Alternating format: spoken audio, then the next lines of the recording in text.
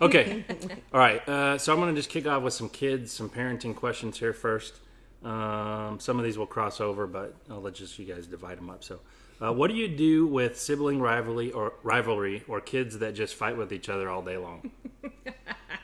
Sorry, that makes me laugh because I don't know if there's ever going to be a good answer for that one. I know. Because, I mean, it's part of life, right? Yeah.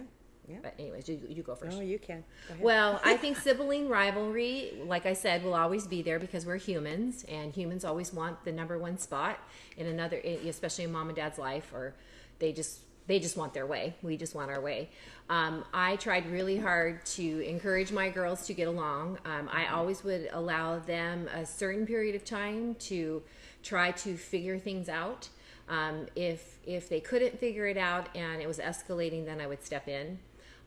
But one of my favorite verses that I applied to my girls was that we're supposed to rejoice with those who rejoice and weep with those who weep, and the other verse being that we're supposed to put others' needs above our own. And so if I stepped in, that's what I would do. So if one of them was having a problem with the other one, then maybe they needed to just give in that. Maybe they needed to surrender in that.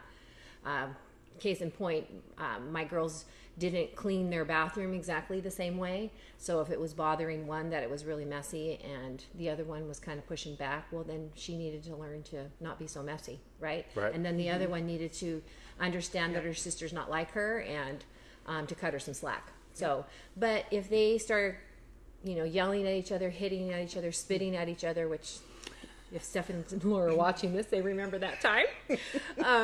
Then that was a time for discipline. You know what I mean? Yep. A spanking or, something taken away from them.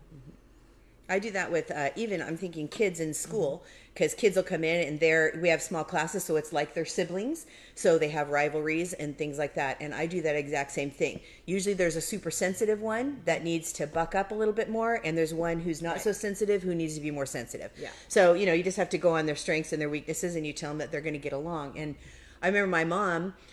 She told all the grandkids one time everybody was fighting and stuff, and she just said, you know what? You're not, all these friends and all these other people are going to go away. They're not going to have the same friends, but you always have your brothers and sisters, so they need to be your good friends.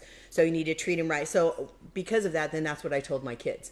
Like, too bad. You're going to treat your kids right. And, I'm thinking like, it seemed like my kids would be more mean to the sibling when their friends were over. Right? Because they're getting all snotty, like, get out of my room, whatever. And so I told them, you do that and none of your friends are going to come over, or I'll send them all home right now. You can't be nice to your brother or sister, all your friends are going home.